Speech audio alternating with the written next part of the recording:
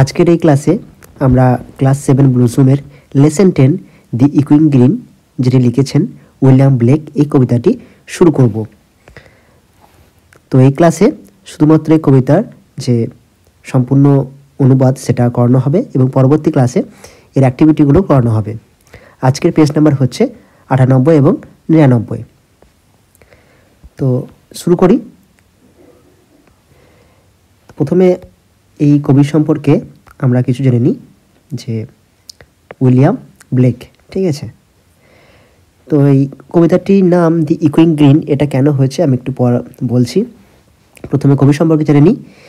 William Blake 1757 to 1827। তো William ব্লেকের যেটা জন্মসাল সেটা হচ্ছে যে 1757 এবং মৃত্যুসাল হচ্ছে যে 1827। ছিলেন ওয়ান অফ দি একজন গ্রেটেস্ট অন্যতম পোয়েট কবি অফ দি রোমান্টিক এজ, অর্থাৎ এই যে রোমান্টিক যুগের অর্থাৎ ইংরেজি সাহিত্যের যে একটি যুগ, একটা হচ্ছে রোমান্টিক যুগ। তো সেই রোমান্টিক যুগে একজন বিখ্যাত কবি হলেন উইলিয়াম ব্লেক। ব্লেকস পোয়েট্রি, ব্লেকের কবিতা was published in a manner most unusual in literary and art history. তো এই যে ব্লেকের কবিতা সাহিত্য এবং শিল্পের যে ইতিহাসে যেটা ব্যতিক্রমভাবে সেগুলো ছাপা হয়েছিল বা মুদ্রিত হয়েছিল। He set up a print shop, তিনি নিজে একটি ছাপাখানা বানিয়েছিলেন। And engraved and published his own poems, সেখানেই ছাপিয়ে তিনি নিজের লেখা নিজেই মুদ্রিত করতেন। Some of his well known works, আর তার মধ্যে কিছু তার বিখ্যাত কবিতাগুলি সমগ্র হলো songs of innocence, songs of experience and the marriage of heaven and hell, এই সমস্ত তার কবিতাগুলি। তো এই যে এই কবিতার নাম দি ইকুইং গ্রিন, এর মানে হচ্ছে যে যদি আমরা আক্ষরিক কথা দেখি দেও, ইকুইং মানে হচ্ছে যেটা প্রসারিত হচ্ছে, আর গ্রিন মানে হচ্ছে সবুজ, মানে প্রসারিত সবুজ, অর্থাৎ প্রসারিত সবুজ মাঠের সম্পর্কে বলা হচ্ছে। যে সম্পূর্ণ কবিতাটা পড়লে আমরা বুঝতে পারবো এই কবিতার নাম এরকম কেন হলো। তো তার আগে প্রথমেই যে দেখতে বলেছে, দেখো লুক অ্যাট দি পিকচার, এই ছবি সম্পর্কে দেখতে বলেছে, ছবিতে কী কী রয়েছে। তো সেই ছবি দেখে আমাদের বলতে হবে যে what do you see in the picture, তোমরা ছবিতে কী দেখতে পাচ্ছ। আমরা ছবি দেখতে পাচ্ছি যে 6 জন ছেলে ফুটবল খেলছে, 3 জন বৃদ্ধ মানুষ বসে তাদের খেলা দেখছে একটি গাছের নিচে, এবং দূরে কিছু এখানে আছে যে পর্বত আর কিছু বাড়ি রয়েছে, ঠিক আছে, এগুলো লিখতে হবে।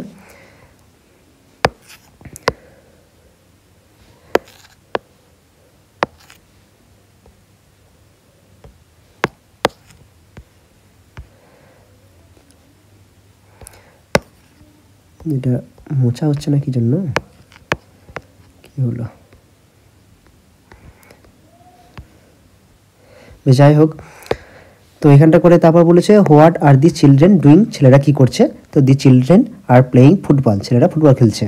আর what are the old men doing, যে বৃদ্ধ মানুষেরা কি করছে, তারা বসে বসে তাদের খেলা দেখছে। The old men are looking at the boys, ঠিক আছে। তো এবার আমাদের কবিতায় চলে যায়। তার আগে ছবিটা ভালো করে দেখে নাও। তো এটা একটি রূপকধর্মী কবিতা, ঠিক আছে। রূপকধর্মী মানে অর্থাৎ একটির মাধ্যমে আরেকটিকে তুলনা করা। তো এখানটা করে যে প্রথম স্ট্যান্জা, তো সেই স্ট্যান্ডা থেকে যদি পড়ে আমরা বুঝতে পারবো যে আমাদের এই কবিতাটি কিসের সাথে কিসের তুলনা করা হচ্ছে। Let's read. The San does arise, এখানে কিন্তু কবিতার ক্ষেত্রে যে গ্রামাটিক্যাল একটু অন্যরকমভাবে ইউজ করা হয়ে থাকে। তো এখানে দি সান অ্যারাইজ করলেই হয়, ঠিক আছে, অ্যারাইজেস। তো এখানে কী বলছে, দি সান ডাজ অ্যারাইজেস, অর্থাৎ সূর্য ওঠে। And make happy the skies, এবং যখন সূর্য উঠবে তখন কি আকাশ উজ্জ্বল হয়ে ওঠে, তাই আকাশকে খুশি করে তোলে।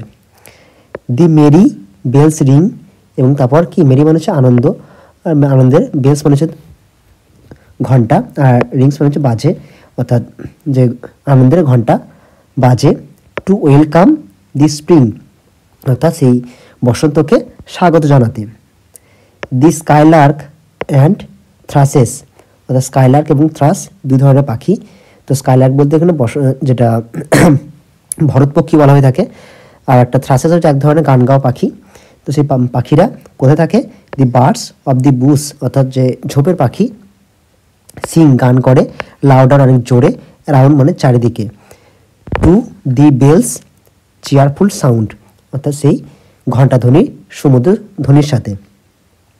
While our sports shall be seen, যখন আমাদের, হোয়াইল মানে যখন, আওয়ার স্পোর্টস মানে হচ্ছে আমাদের খেলা, শ্যাল বি সিন মানে দেখা যেত, অন দি ইকুইন গ্রিন মানে খেলা কোথায় হয়?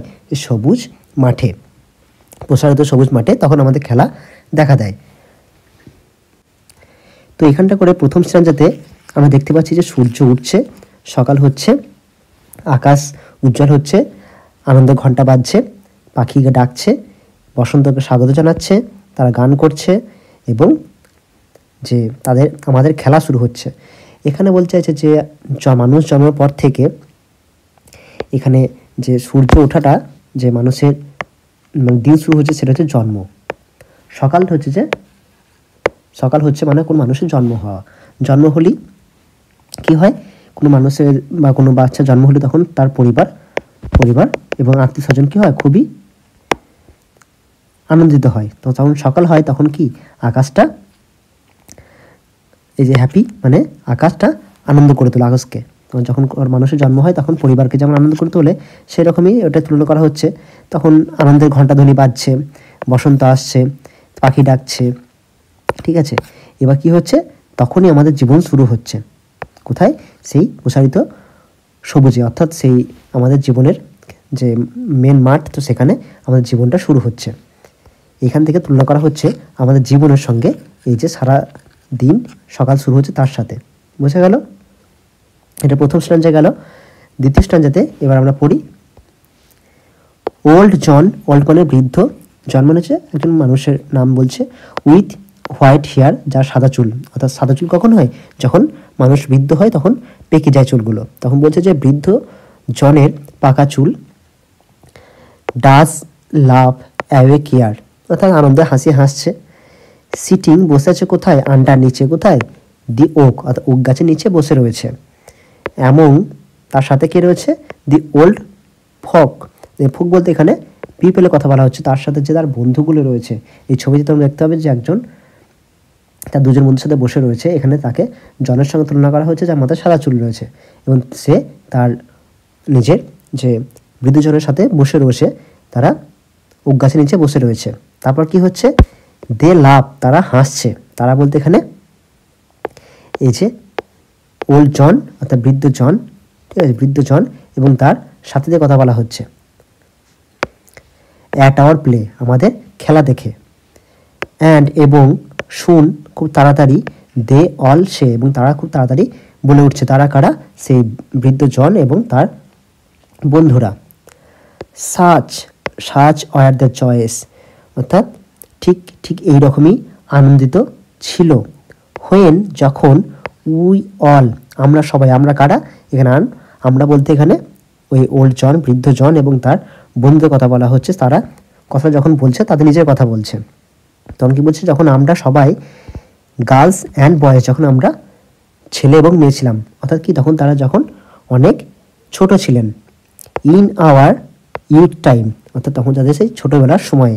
ওয়ার সিন, তখন দেখা যেত, অন দি ইকুইন গ্রিন, অর্থাৎ যখন যারা ছোট ছিলেন, এই বৃদ্ধ জন এবং তার বন্ধুরা, তখন তারা সেই ছেলে মেয়ের মতো, এখনকার মতোই তারা সেই প্রসারিত সবুজ মাঠে খেলা করতেন, ঠিক আছে।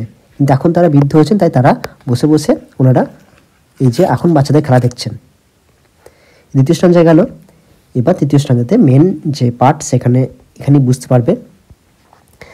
টিল দি লিটিল ওয়ান্স ওয়ারি কথার অর্থ এখানে দেওয়া রয়েছে যে ভেরি টায়ার্ড, খুবই ক্লান্ত। অর্থাৎ টিল মানে অবশেষে, শেষ পর্যন্ত, দি লিটিল ওয়ান্স অর্থাৎ সেই শিশুদের দল, ওয়ারি মানে খুবই ক্লান্ত হয়।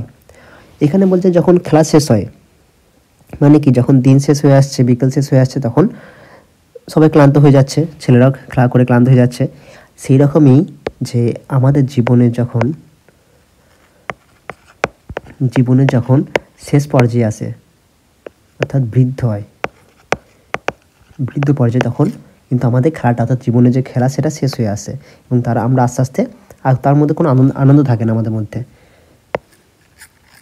সেটা এখানে বলতে চাইছে যে no more can be merry, এবং আর আনন্দ করতে পারে না। যেমন ছোটো ছেলেরা সারা বিকাল খেলা করে, সারাদিন খেলা করে, তারা বিকেলের সময় ক্লান্ত হয়ে পড়ে এবং আর কোনো আনন্দ থাকে না। দি সান ডাজ ডিসেন্ড কথার অর্থ এখানে দেওয়া হচ্ছে গো ডাউন, মানে হচ্ছে যে অস্ত যাওয়া বা নেমে যাওয়া, যখন সূর্য নেমে যাচ্ছে, অর্থাৎ সন্ধ্যে হয়ে আসছে। অ্যান্ড এবং আওয়ার স্পোর্টস, আমাদের খেলা, হ্যাভ অ্যান এন্ড, আমাদের খেলাটা শেষ হয়ে আসছে, অর্থাৎ আমাদের জীবনটা শেষ হয়ে আসছে। এখানে যে সূর্য ওঠা হচ্ছে আমাদের জন্ম,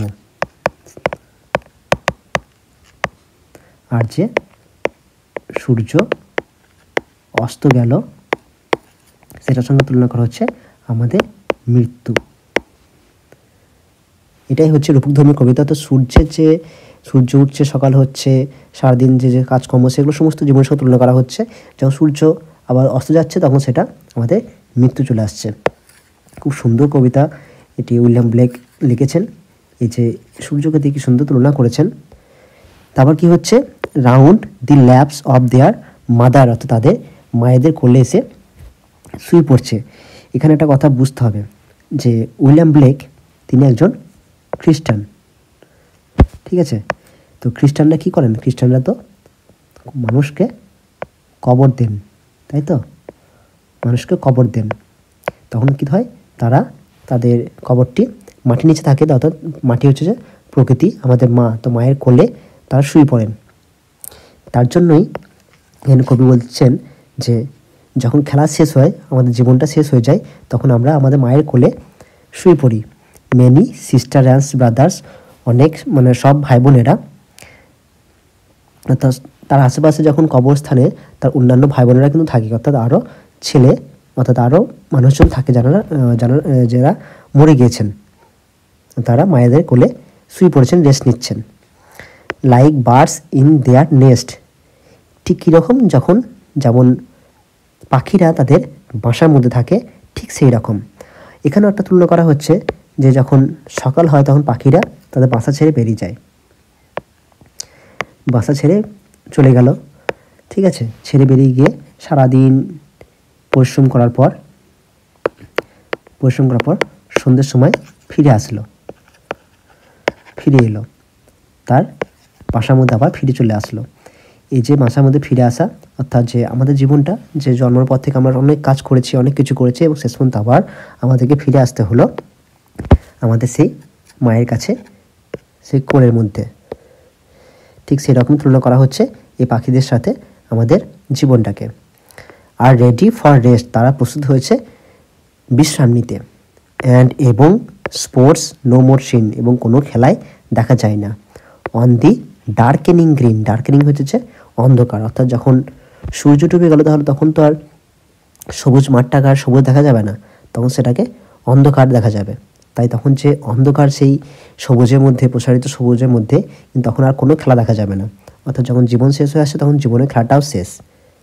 এটাই হচ্ছে এই কবিতার প্রধান জিনিস, যে বৃদ্ধ মানুষরা তারা বসে বসে ওক গাছের নিচে তাদের যে পুরনো দিনের কাহিনীগুলো নিজেরাই দেখছেন, যেহেতু সামনে তাদের কিছু বাচ্চা ছেলে খেলা করছে, তারাও ভাবছেন যে ওনারাও এরকমই ছিলেন, আসলে জীবনটা এরকম করে দিনের মতো শেষ হয়ে আসছে।